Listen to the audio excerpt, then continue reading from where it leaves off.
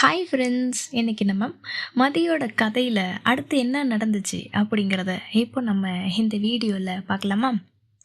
கையல் என்கிட்ட கோவப்பட்டு பேசாமல் போனது எனக்கு ரொம்பவே கஷ்டமாக இருந்துச்சு. என்னால் சரியாக சாப்பிட முடியல, தூங்க முடியல. எனக்கு அந்த அளவுக்கு கஷ்டமாக இருந்துச்சு. கையல் எப்போ மறுபடியும் என்கிட்ட பேச வருவாங்க அப்படின்னு சொல்லிட்டு நான் ரொம்பவே வெயிட் பண்ணிகிட்டே இருந்தேன். என்னோடய ஃபோனில் ஒரு சின்ன நோட்டிஃபிகேஷன் சவுண்டு கேட்டதும் நான் ஓடி போய் ஃபோன் எடுத்து பார்ப்பேன். எங்கள் கையில் தான் மெசேஜ் பண்ணியிருக்காங்களோ அப்படின்ட்டு. ஆனால் அங்கே அவங்களோட மெசேஜ் இருக்காது. அதை பார்த்ததும் எனக்கு ரொம்பவே கஷ்டமாக இருக்கும். மறுபடி என்னோடய ஃபேஸ் அப்படியே சோகமாக மாறிடும். இதை என்னோட அக்காவுமே பார்த்தா, என்னாச்சு, நீ இப்போ கொஞ்ச நாளாக இப்படி சோகமாக இப்படி டல்லாகவே சுற்றிக்கிட்டு இருக்கிறிய, உனக்கு என்ன பிரச்சனைன்னு சொல்லிட்டு என் அக்கா என்கிட்ட கேட்க நான் சொன்னேன், கையில் இந்த மாதிரி என்கிட்ட கோச்சிக்கிட்டு போயிட்டாங்க, இப்போ என்கிட்ட பேசுறது இல்லை அப்படின்னு சொல்லிட்டு நான் எங்கள் அக்கா கிட்ட சொன்னேன். உடனே என் அக்கா, நான் வேணும்னா கையல்கிட்ட சொல்லட்டுமா, என் தங்கச்சி உங்களால் நீங்கள் பேசலைன்னு சொன்னதும் அவள் சாப்பிடாம தூங்காமல் இருக்கா, ஸோ நீங்கள் பேசுங்க, நீ நான் வேணா சொல்லட்டுமா அப்படின்னு சொல்லி என் அக்கா கிண்டல் பண்ணான். நான் சொன்னேன், அதெல்லாம் வேணாம், கையில் புரிஞ்சுப்பாங்க, நான் அவங்களுக்காக வெயிட் பண்ணுறேன், அவங்க எப்போ பேச வர்றாங்களோ நான் அப்போ பேசிக்கிறேன், நான் அவங்களுக்காக வெயிட் பண்ணுறேன், நான் காத்திருக்கிறேன் கையல் வர்ற வரைக்கும், அவங்க கண்டிப்பாக வருவாங்க, நான் நம்புகிறேன் அப்படின்னு சொன்னேன். நானுமே கையலுக்காக வெயிட் பண்ணிகிட்டே இருந்தேன். அவங்க எப்போ என் கூட பேசுவாங்க, அந்த ஒரு நாளுக்காக நான் வெயிட் பண்ணிக்கிட்டே இருந்தேன். காத்து இருக்கிறது ஒரு சுகம்தானே. அது ஒரு பக்கம் வலியாக இருந்தாலும் இன்னொரு பக்கம் அது ஒரு சுகமாக தான் இருக்கும். காதலில் காத்திருக்கிறதுங்கிறது ஒரு சுகம்தான். ஸோ நானுமே கையலுக்காக காத்திருக்க ஆரம்பித்தேன். கையலுக்கு என்கிட்ட என்னெல்லாம் பிடிக்காது, அவங்களுக்கு பிடிக்காத விஷயத்த நான் எல்லாத்தையுமே மாற்றிக்க ஆரம்பித்தேன். என்ன நானே மாற்றிக்கிட்டேன். அவங்களுக்கு இந்த கலகலன்னு இருக்கிறது தான் பிடிக்கும், சிரித்து பேசினா தான் பிடிக்கும், அந்த முதல்ல சில விஷயங்கள் இருந்தது. ஸோ நான் அவங்களுக்காக என்ன நானே மாற்றிக்கிட்டு கையில் எப்போ வருவாங்க, என்கிட்ட பேச வருவாங்கன்னு சொல்லிட்டு நான் அவங்களுக்காக அப்படி காத்திருந்தேன். கையிலோட அந்த குரல் மட்டும்தான் அப்போதைக்கு எனக்கு மனசுக்கு ஆறுதலாக இருந்துச்சு. அந்த குரலோட நான் அப்படியே ட்ராவல் பண்ணிக்கிட்டு இருந்தேன். அதுக்கப்புறம் என் வீட்டில் எல்லாருமே டூருக்கு போனாங்க, நான் மட்டும் போகலை. நான் அப்படி வீட்டில் இருந்தேன். கையலோட ஷோவை மட்டும் கேட்டுக்கிட்டு வீட்டில் இருந்தேன். சரி, என்ன தான் பண்ணுறது, இன்றைக்கி ஒரு மெசேஜ் போட்டு பார்க்கலான்னு சொல்லிட்டு கையலுக்கு ஒரு மெசேஜ் பண்ணேன். என் வீட்டில் எல்லாருமே டூருக்கு போயிட்டாங்க, நான் தனியாக இருக்கேன். உங்களோட இந்த வாய்ஸ், இந்த குரல் மட்டும்தான் நீங்கள் உங்கள் கூட இருக்கிற ஒரு ஃபீலை கொடுக்குது. அது மட்டும்தான் இப்போதைக்கு இருக்குதுன்னு சொல்லிட்டு நான் கையலுக்கு ஒரு டெக்ஸ்ட்மே பண்ணேன். கையல் அதை பார்த்தாங்க. பார்த்த அடுத்த செகண்டே எனக்கு கால் பண்ணாங்க. நான் எதிர்பார்க்கவே இல்லை. எனக்கு அப்படி ஒரு சந்தோஷம். உடனே கால் அட்டன் பண்ணி பேசினேன். கையில் கேட்டாங்க, ஏன் நீங்கள் தனியாக இருக்கிறீங்க, என்னாச்சு, ஏன்னு சொல்லி கேட்டாங்க.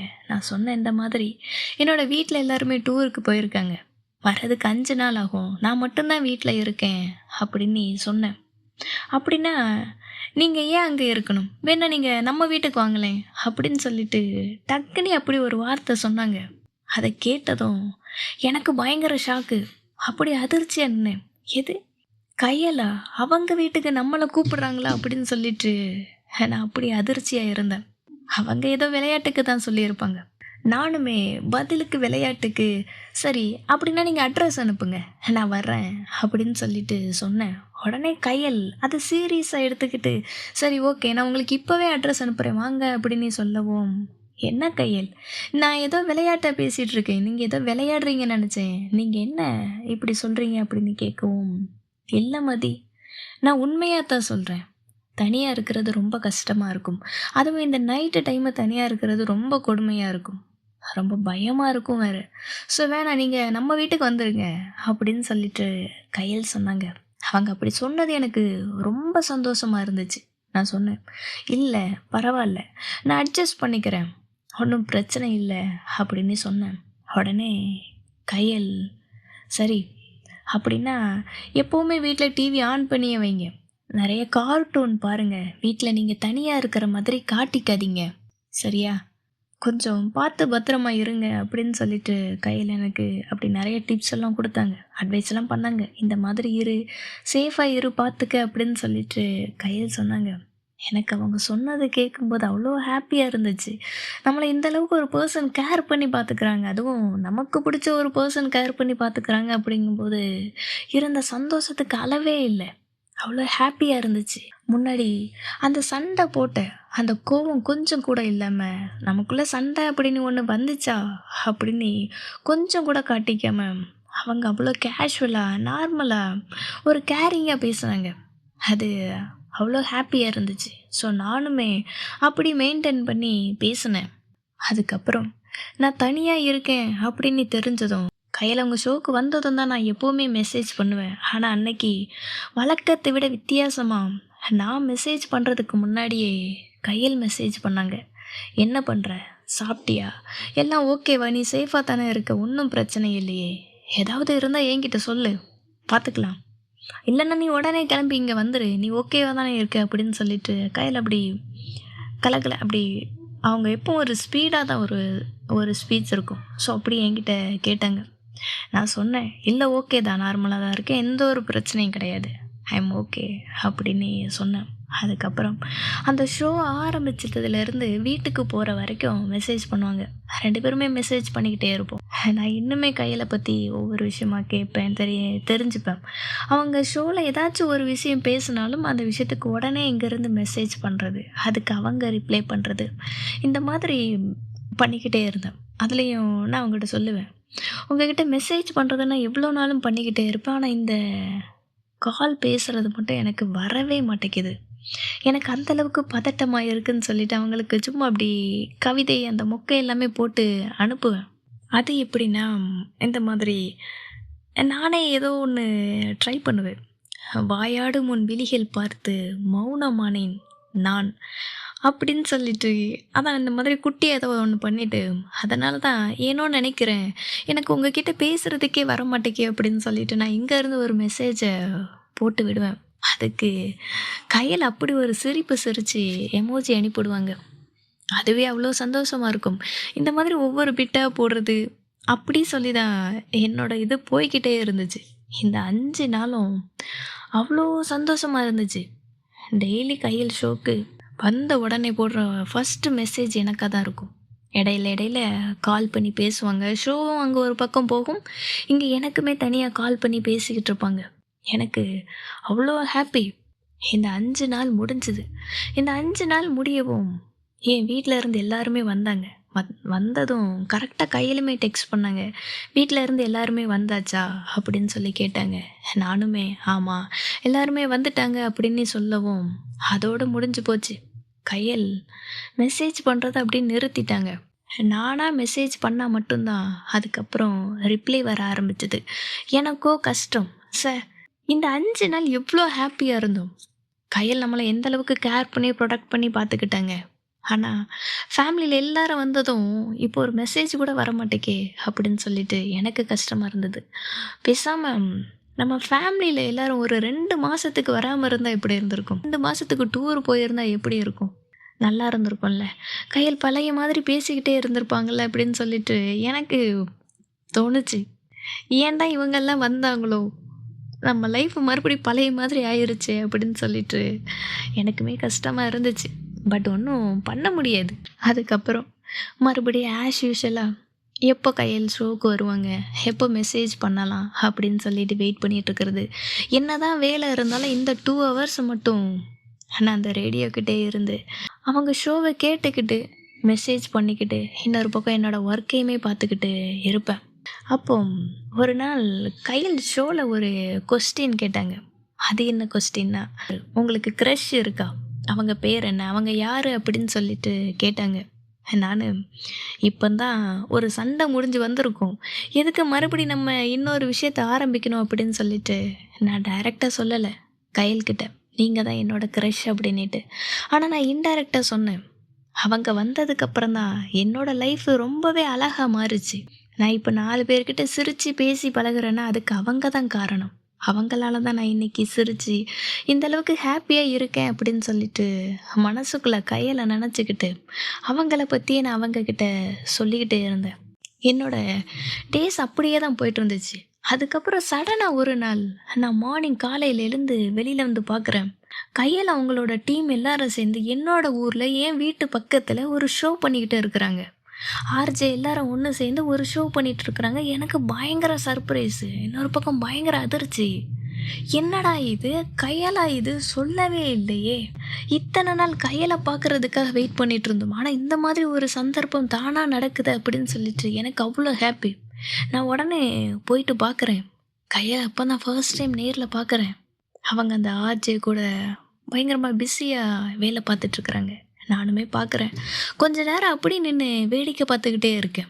அப்படி உறைஞ்சு போய் நின்று கையில் என்ன பண்ணுறாங்க, எப்படி பேசுகிறாங்க அப்படின்னு சொல்லிக்கிட்டு அப்படியே அவங்கள பார்த்துக்கிட்டே இருக்கேன். நல்ல வெயில் வேற அடிக்குது. அப்போ தான் கையல் சொன்ன ஒரு விஷயம் எனக்கு ஞாபகத்துக்கு வருது. கையலுக்கு ஃப்ரெஷ் ஜூஸ்னால் ரொம்ப பிடிக்கும். ஸோ நான் உடனே போயிட்டு கையலுக்கு ஒரு ஃப்ரெஷ் ஜூஸ் ரெடி பண்ணிட்டு வரலான்னு சொல்லிட்டு வீட்டுக்கு போகிறேன்.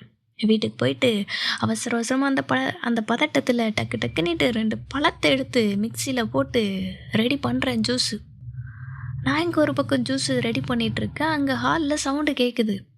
யார் அப்படின்னு சொல்லிட்டு நானுமே போயிட்டு பார்க்குறேன். அங்கே கையல், வேற யாரும் வரல. கையல் மட்டும் என்னோட வீட்டுக்கு வராங்க. எனக்கு பயங்கர ஷாக்கு. அவங்கள பார்த்ததும் எனக்கு இன்னுமே கை காலெல்லாம் அப்படி நடுங்குது. ஒரு மாதிரி பதட்டமாக இருக்குது. நான் எதிர்பார்க்கவே இல்லை கையல் ஏன் வீட்டுக்கு வருவாங்க அப்படின்னு சொல்லிட்டு. நான் அந்த பதட்டத்திலேயே வாங்க அப்படின்னு சொல்லிட்டு என்னோட ஒரு வீட்டில் என் ரூமில் வந்து உட்கார வச்சு அவங்களுக்கு அந்த ஜூஸையுமே கொடுக்குறேன். கையலுமே சாப்பிட்றாங்க. நானும் அவங்களும் பக்கத்தில் அப்படி பேசிக்கிட்டு இருக்கோம். என்னால் நம்பவே முடியலை. கையல் என் வீட்டில் என்னோட ரூமில் அப்படி பக்கத்தில் இருந்து பேசிகிட்டு இருக்கிறது எனக்கு அந்த டைமு எதுவுமே தோணலை. கையும் ஓடலை, காலும் ஓடலை. பயங்கர சர்ப்ரைஸு. அப்போ எனக்கு இன்னொரு விஷயம் ஞாபகத்துக்கு வருது.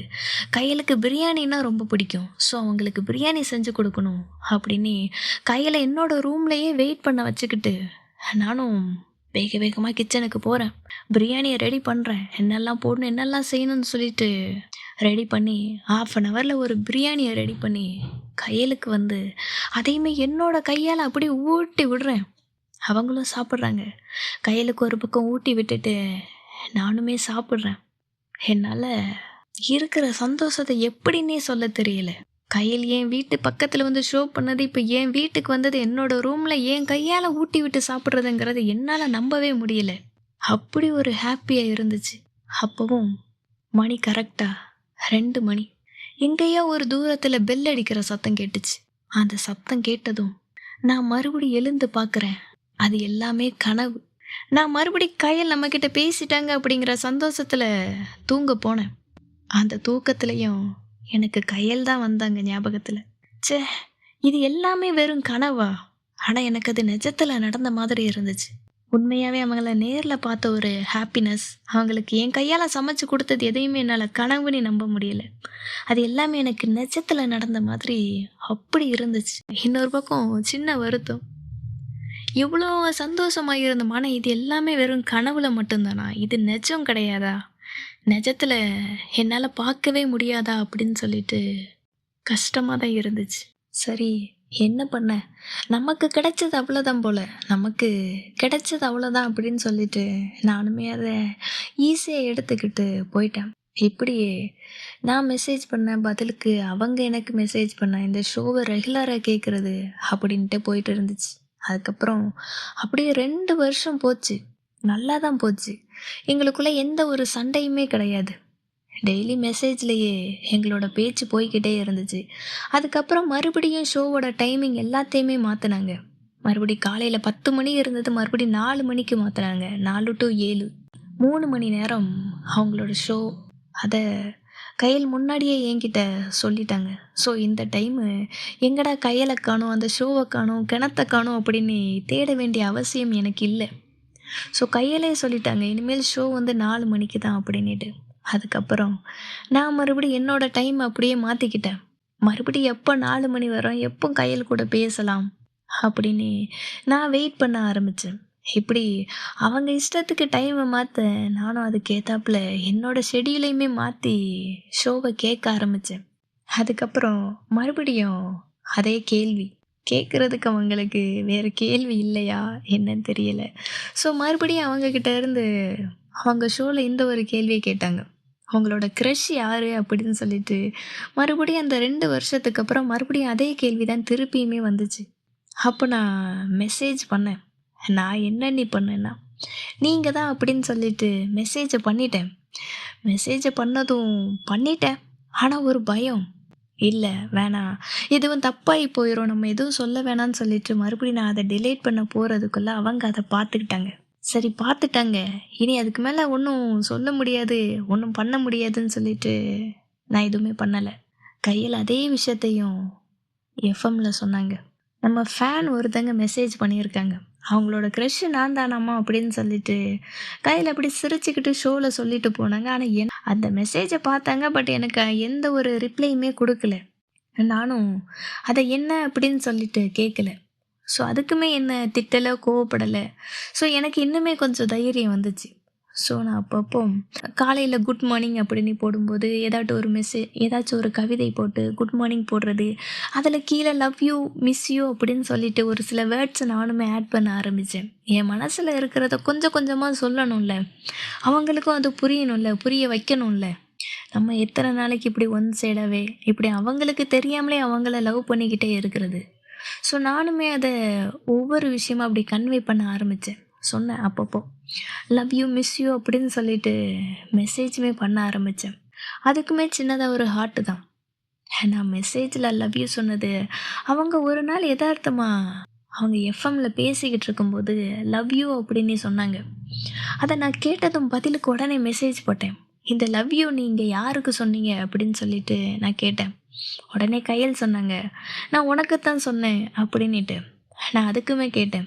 இந்த மாதிரி தான் ஷோல வந்து யாரு கேட்டாலும், நான் உனக்கு தான் சொல்லுவேன் அப்படின்னு சொல்லுவீங்களான்னு சொல்லிட்டு, நான் அப்படி சண்டை போடுற மாதிரி கொஞ்சம் அப்படியே கோவத்துல கேட்டேன். இப்படி தான் யாரு கேட்டாலும் உனக்கு தான் சொன்னேன்னு சொல்லுவீங்களா என்ன? அப்படின்னு கேட்கவும், ஏய் என்ன? அதெல்லாம் இல்ல. நான் வேற யாருக்கும்லாம் அப்படிலாம் சொல்ல மாட்டேன். நான் உனக்கு மட்டும் தான் சொன்னேன். உனக்கு தான் சொன்னேன் அப்படின்னு சொன்னாங்க. உண்மையா தான். நான் வேற யார்கிட்டயும் அப்படிலாம் சொல்ல மாட்டேன். நான் உனக்கு தான் சொன்னேன். உனக்கு மட்டும் தான் நான் சொல்றேன் அப்படின்னு நீ சொன்னது எனக்கு ரொம்பவே சந்தோஷமா இருந்துச்சு. ஃபர்ஸ்ட் டைம் கையல்கிட்ட ஒரு சின்ன ஒரு என்ன சொல்றது? சண்டைன்னா வேற மாதிரி போயிரும்ல. அப்படி கோச்சிக்கிட்டு ஒரு விதமா கேட்க, இல்ல இல்ல. நான் அப்படிலாம் இல்ல. நான் கண்டிப்பா உனக்கு தான் சொன்னேன்னிட்டு கையிலுமே சொன்னது ரொம்ப பிடிச்சிருந்துச்சு. அதுக்கப்புறம் இன்னுமே நெறைய மெசேஜ், இன்னுமே நெறைய கவிதை எழுதி அனுப்ப ஆரம்பிச்சேன். அவங்க ஃபோட்டோ ப்ளஸ் அதுக்கு கீழே ஒரு கவிதை அப்படின்னு சொல்லிட்டு நெறைய கவிதையா எழுதி ஆரம்பிச்சேன். என்னோட கவிதைய எஃப்எம்ல அவங்க ஷோலயுமே நெறையா சொல்லுவாங்க. அன்னைக்கு நான் ஒரு கவிதை எழுதி அனுப்பிச்சேன். அத பார்த்துட்டு அந்த கவிதை அவங்களுக்கு ரொம்பவே புடிச்சு போய் அந்த ஷோலயே சொன்னாங்க. நீங்க மட்டும் ஒரு பையனா இருந்தா கண்டிப்பா நானே உங்கள கல்யாணம் பண்ணியிருப்பேன். எங்க இருந்து தான் இந்த மாதிரி கவிதையெல்லாம் புடிக்கிறீங்கன்னே தெரியல. நீங்க எழுதுற கவிதை அவ்ளோ அழகா இருக்கு. ஒன்னொன்னும் அந்த அளவுக்கு புடிச்சிருக்கு. அவ்ளோ ரசிச்சு பண்ணியிருக்கீங்க அப்படின்னு சொல்லிட்டு பேசுனாங்க. அவங்க சொன்னது எனக்கு அவ்ளோ ஹாப்பி. அந்த கல்யாணம் பண்ணிக்கிறேன் அப்படின்னு சொன்னது இன்னுமே சந்தோஷமா இருந்துச்சு. அதுவும் ஒரு எஃப்எம்ல எல்லார் பேருக்கும் முன்னாடி எல்லாரும் கேட்குற மாதிரி, "நீங்க மட்டும் ஒரு பையனா இருந்தா கண்டிப்பா பண்ணியிருப்பேன்." அப்படின்னு சொன்னது எனக்கு அவ்ளோ ஹாப்பியா இருந்துச்சு. ஆனா, இன்னொரு சின்ன வருத்தம். ஏன் பையனா இருந்தா தான் பண்ணிப்பாங்களா? பொண்ணா இருந்தா பண்ணிக்க மாட்டாங்களா? இப்ப நான் பொண்ணா இருக்கிறது தான் பிரச்சனையா என்ன அப்படின்னு சொல்லிட்டு, நான் ஒரு பக்கம் யோசிக்க ஆரம்பிச்சேன். எனக்கு கஷ்டமா இருந்துச்சு. அப்படின்னா இந்த ஜென்மத்தில எனக்கு அவங்க இல்லையா? பொண்ணா பொறந்தது என்னோட தப்பா என்ன? எனக்கு ரொம்பவே கஷ்டமா இருந்துச்சு. நான் அந்த யோசனையிலேயே அப்படி இருந்தேன். இன்னைக்கு இந்த ஸ்டோரிய இதோட முடிச்சுக்கிறேன். இதுக்கப்புறம் என்ன நடந்துச்சு அப்படிங்கிறத நம்ம அடுத்த எபிசோட்ல பார்க்கலாம். ஓகேவா? இப்போ நான் கிளம்புறதுக்கு முன்னாடி ஒரு சின்ன கேள்வி நான் கேட்குறேன். கையல் ஷோல கேட்ட அதே கேள்விய தான் நான் இப்போ உங்ககிட்டயுமே கேட்குறேன். உங்களுக்கு க்ரஷ் இருக்கா? அவங்களோட பேர் என்ன அப்படிங்கிறத கமெண்ட்ல மென்ஷன் பண்ணுங்க. ஓகேவா? இப்போ நான் கிளம்புறேன். Thank you.